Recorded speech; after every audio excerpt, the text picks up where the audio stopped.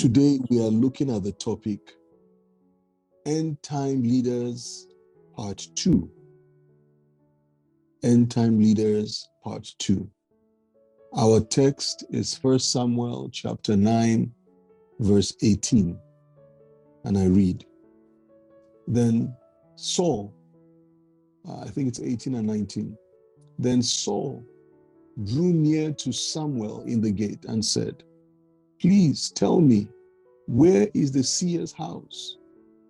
Samuel answered Saul and said, I am the seer.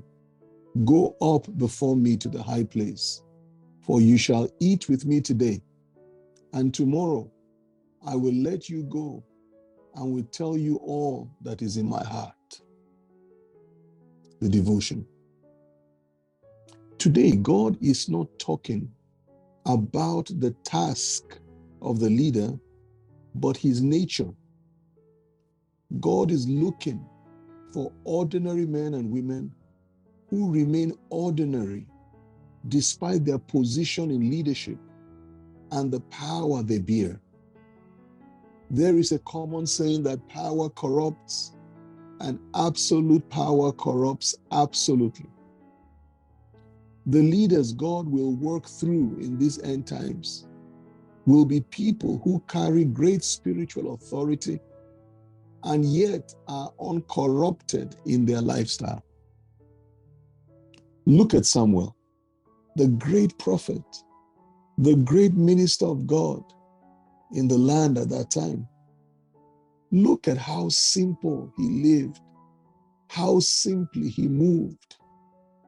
He looked so ordinary that Saul and his servant did not recognize him as anyone special. They met him on the way and asked him for the way to the seer's house. First of all, Samuel was approachable, no complex protocols around him. Secondly, they were with the seer, but had no inkling that he was the seer because he did not look it. Imagine that. It meant that externally, there was nothing to show that Samuel was a man of God. His dress was ordinary. He had no entourage with him, no strong protocols. He had no special effects around him. If you saw Samuel on the street and nobody told you he was a prophet, you would never know. Are these the kinds of ministers we have today? Or have we built up a new cadre of men and women who must look, act, and behave in such a way that everyone recognizes them as ministers? What happened to the simplicity of Christ?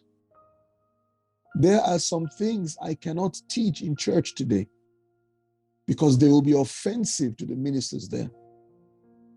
But as pilgrims, we need to wrestle with these things together. Why can't we be ordinary?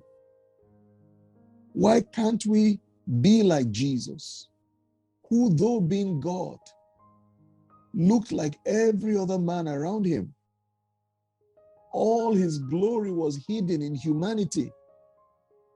And only when the glory needed to manifest did it come forth, usually to the shock of all the people around him.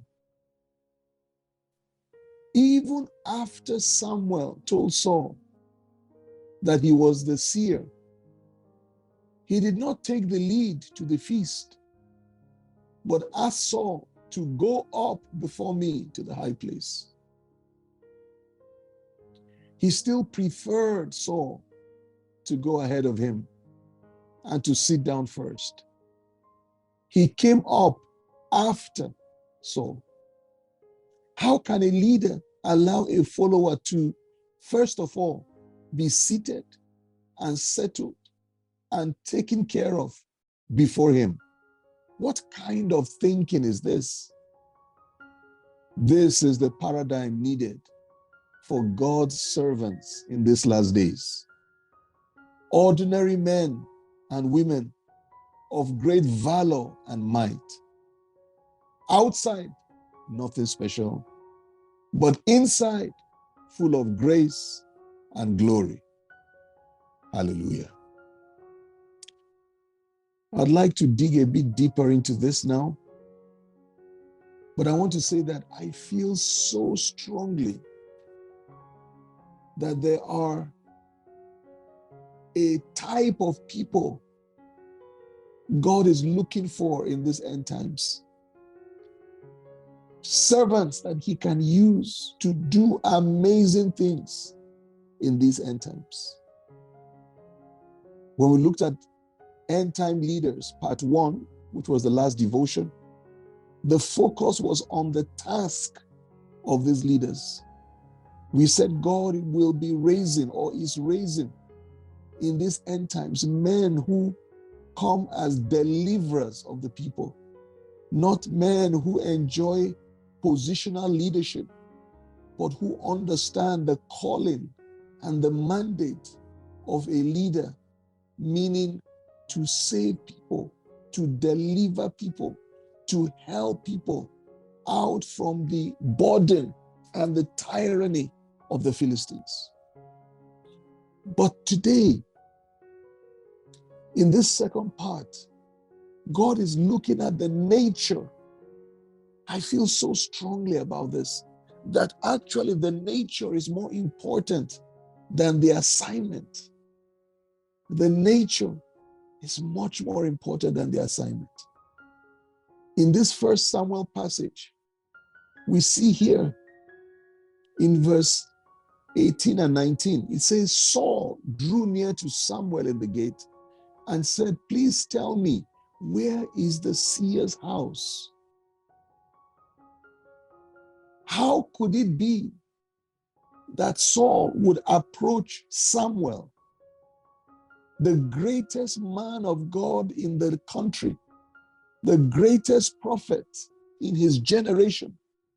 How could it be that Saul would approach this great man and have no idea he was speaking to the great man of God himself? There were no protocols. It was so easy. He was able to reach him. No bodyguards. Samuel was accessible. Samuel was reachable. Point number 1, these end time leaders that God is raising, they will be accessible. They will be reachable. God is raising men and women who will be easily accessible to the people, who will be easily reachable by the people. God is raising servants who are truly servants at heart, who don't need walls to protect them. They're accessible. We are not politicians. We are not Hollywood or Nollywood stars who need long entourages, who need bodyguards, who need all kinds of complex systems before anyone can reach us. That is not who we are supposed to be. We are supposed to be accessible. If you are going to be in this cadre, in this group that God will use in the last days, please make yourself accessible. Make yourself reachable. Make yourself ordinary. Samuel was so ordinary that a stranger from out of town like Saul could easily reach him, could easily talk to him, could easily ask him a question. That's the first thing about leaders of the end times. Easily accessible, easily reachable, easy to connect with. The second thing about the leaders of the end times, about their ordinariness, is that they look ordinary. I mean, I believe Samuel may have been sitting at the gate with other leaders. He may have been with other leaders just talking and discussing.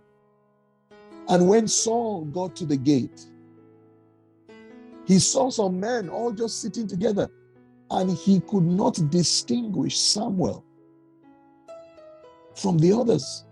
He could not tell that this was the greatest man of God in town.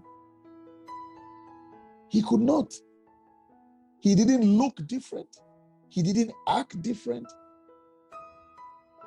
And that's the second thing. The people God wants to use, they need to look ordinary.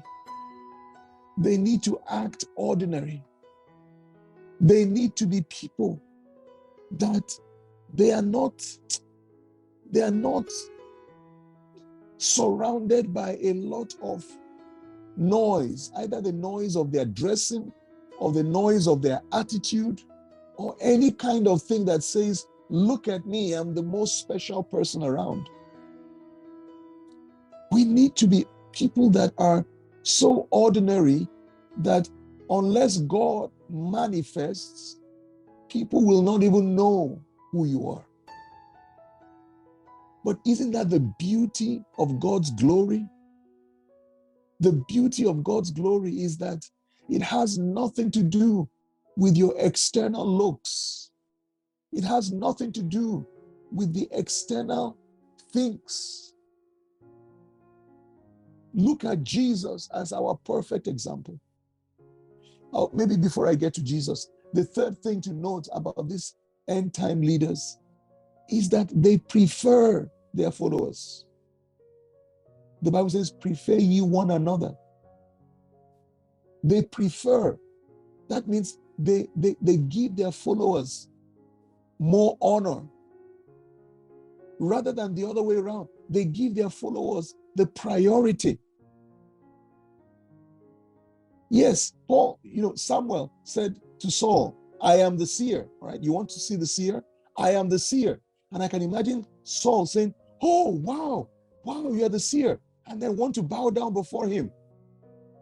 But when Samuel said to Saul, I am the seer, he now said to Saul, you go up before me to the high place, for you shall eat today. I mean, look at that. You go up first. You go ahead of me. You go and be seated. Of course, we know that he gave him a special portion of meat. But the point I'm making here is this. These end time leaders, they prefer their followers. They promote their followers. They uphold their followers. They give them honor. They don't look down at them. Samuel preferred Saul. He says, you go ahead of me. You go ahead of me. Now, ordinariness is not a crime. In fact, the beauty of the majesty of God is that he loves to work through the irony of things. He takes things that look foolish to confound the wise. He takes things that seem ordinary to display his glory. Look at Jesus as that perfect example. Though being God, when he came on earth, he looked so ordinary. He looked so ordinary. If Jesus was in our company or in our crowd, you would not tell him different from the others. He looked so ordinary. He looked like everyone else. Even when Peter and the other disciples tried to be overzealous to protect him from the crowd, Jesus rebuked them, saying, no. Let the children come to me. Let them come. I want to be accessible. I want to be reachable. He was accessible. He was reachable. They say power corrupts and absolute power corrupts absolutely. That is true, but it's not always true. Because Jesus had absolute power, but it did not corrupt him. He had absolute power, but it was hidden in the ordinariness of humanity. He was just like an ordinary man until glory would manifest. And then everyone will be shocked. What kind of man is this? He raises the dead. What kind of man is this? That he opens the eyes of the blind. What kind of man is this? That even the waves and the storms obey his voice. What kind of man is this? The man looked so ordinary that every time he manifested glory, he shocked his world. Even his very disciples were always shocked when he manifested because they couldn't still wrap around their minds that this guy looks like us. He didn't have a PhD in some spiritual, theological, degree. He's a carpenter. We are fishermen. We are all ordinary. He doesn't dress as though he's a Pharisee. He doesn't dress like the kings. He's just ordinary. He's like us. And yet, when he speaks, our heart burns. Do you remember even after resurrection, Jesus is walking with those two disciples on the road to Emmaus. And can you imagine that they don't even recognize him? Again, after resurrection, there wasn't sparkling light all over him, glazing and dazzling. Even after resurrection, he still came in an ordinary, even though he had a resurrected body. Even though he had a resurrected body, yet the people that had known him for years, they could not recognize him as something special. Why? He looked so ordinary. Now, please don't misunderstand me. I'm not telling you to now go and dress shabbily or look shabbily. I'm not trying to tell you that if you have nice clothes, you should put them away and go buy cheap clothes. That's not the point. You can dress well, you can dress nice, you can look good. But the point is, never make yourself about any of those things. Never make yourself anything that people would look at the physical and be attracted to you because of the physical. Don't let the physical be your magnet. And don't create things around your physical that makes you unapproachable. Because the people God wants to use, he wants to hide his power. He wants to hide his glory. He wants to hide his grace. He wants to hide his majesty in ordinariness. Samuel knew Saul was coming. Samuel knew Saul when he saw Saul. Samuel was able to manifest the supernatural. Samuel was hearing God speaking to his ears directly. And yet, he sat ordinary with ordinary people, and you could not tell him apart. He did not blow a trumpet and say, "Look at me, I'm the greatest man in town. I am the most special person." He didn't do that. He didn't do that. Neither did Jesus. Jesus never blew a trumpet about himself. That is part of the prayers I make for myself. And I'll ask you to join me to make that prayers in a moment. I say, Lord, make me ordinary. Don't let me be corrupted by the power, the glory, and the grace you give me. I'm not asking you to take away the power and the grace and the glory. No, Lord, I need more of the grace and the glory and the power that I may serve you, my generation. But Lord, protect my heart from being corrupted by these things. Protect my heart from thinking I am something special by myself. Protect my heart from feeling exclusive and trying to make other people work hard to reach me. Protect my heart. Let people be able to reach me. You know, I was in Nigeria recently. I went to speak at a conference, and the president of the Christian Association of Nigeria, the Archbishop, he heard I was in the country, and he said, "Tell Chinedu that he needs to see me before he leaves Abuja." It wasn't convenient because I was flying the next morning, and it was at night that the Archbishop heard. And he said, "Tell Chinedu he must come to my office." And so the next day, we went, a friend of mine came, and we went to his office. And, you know, I was so touched by the simplicity of his lifestyle. I was so touched that he just said, "Oh, come in." And he hugged me. "I miss you." And then he was introducing me to people. He said, "This is my brother. This is my friend." He says, "Chinedu, can you see? I don't have any big protocol. You can walk in here anytime." My brother-in-law was with me. He told my brother-in-law, "Because you're Chinedu's brother-in-law, you can see. You can come anytime. Come and say hello to me. Come at your free time. Please, this house is open. The door is open to you." And I was so touched by his humility, by his simplicity, by his ordinariness.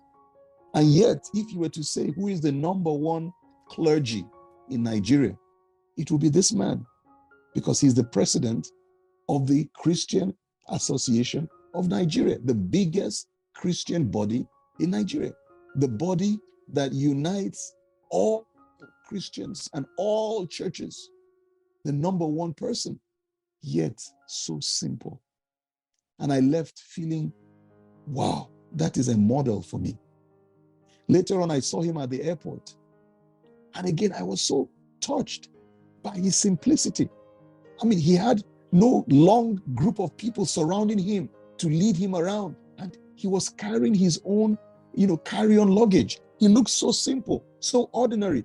If nobody told you, you would never know this was the president of the Christian Association of Nigeria.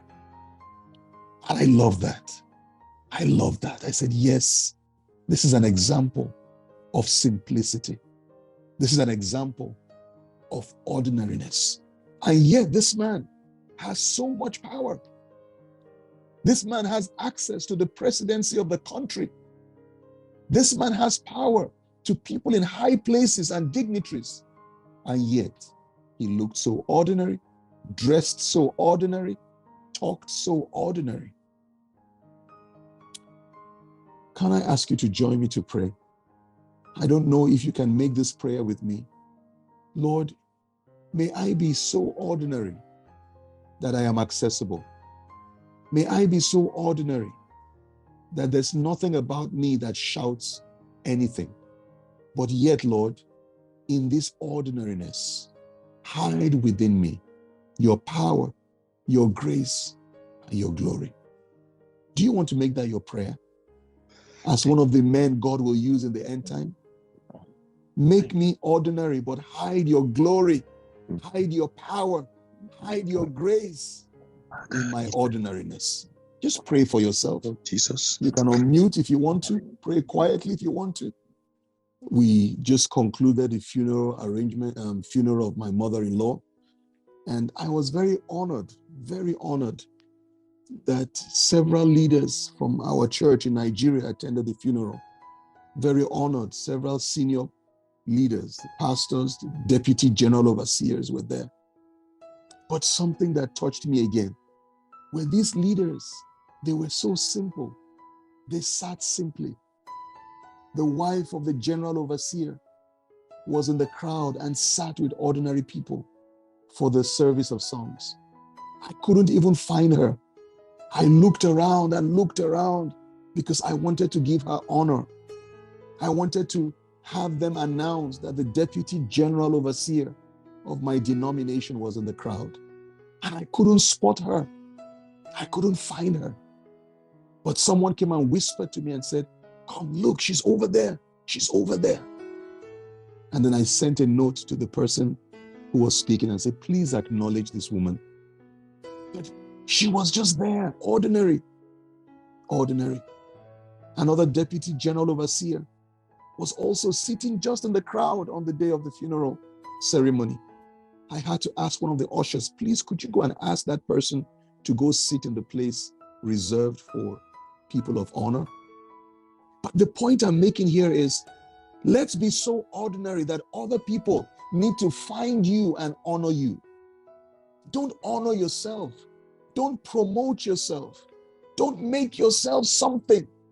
Don't say, I am this, I am that. Look at me, I am special. Recognize me. No, let other people recognize you. Let other people pick you out. Let other people find you.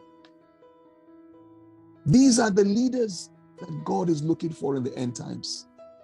Men who carry great power, great grace, and yet they sit amongst us like one of us. Can I ask someone to close us with a simple word of prayer? I could go on and on and on about this because I'm so passionate about this. I really believe there are a type of people God is raising for the last days.